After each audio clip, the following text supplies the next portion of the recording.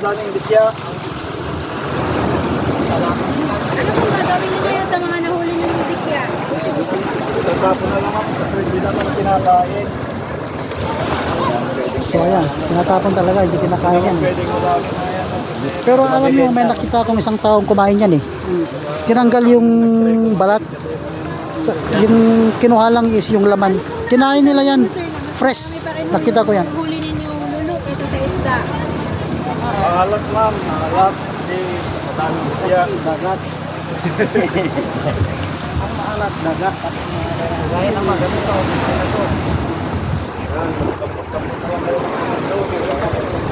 Ano karami kayo na maghati-hati dyan, sir?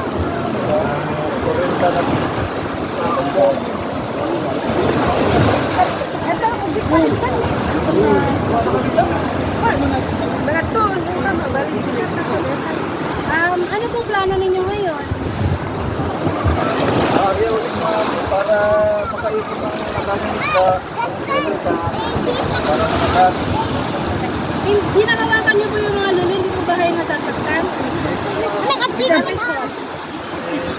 Na ano na ma'am na sanay nakahawak. Pero kapag ganyan po ba, hinahawakan sila na ganyan, mahapita rin po ba hindi na? Hindi na. Bakit po? Magati siguro din yung pero na ano sa gamay. Ano po? Manhit na ako. Yung mga, ano, Kapag kasi medyo nasanay ka na dyan sa lulo na yan, hindi na makati. buhay pa po ba yan? Hindi na talaga. Pero yung bagong pan, yung hindi talaga humahawak niyan, talagang makati. Para naman sa dagat.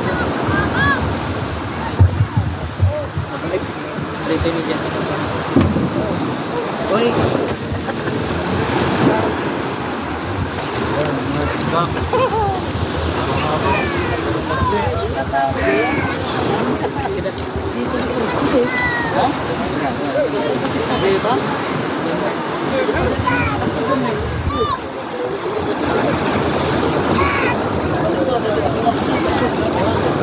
Yan, ulit, may jellyfish ka, no? Ang nahuli ng isa dyan is kabalyas, baraniti, at saka meron ding mga maliit na kwan, tawag dito, lap-lap, ano, hindi. Basta, sari-sari na lang. Marami butete, yan ang delikado. Yan.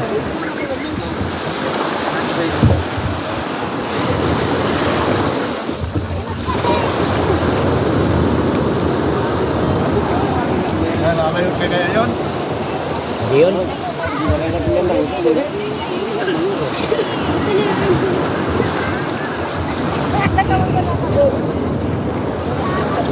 Ano naman?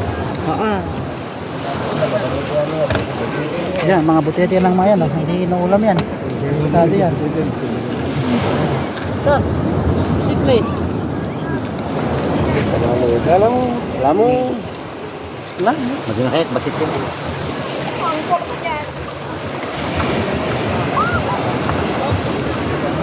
Ay, konti lang ang guli. Bigay talaga. Mga iba dyan is mga talakitok na maliliit. Ayan, oh. At mga sap-sap pati. Meron ding mga galunggong. Baraniti. Ayan, oh. Yan.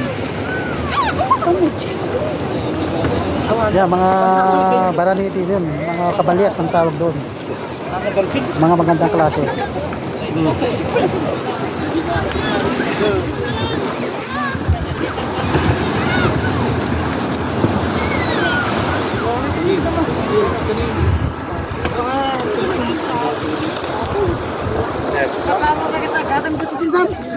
Kasagaran ko sa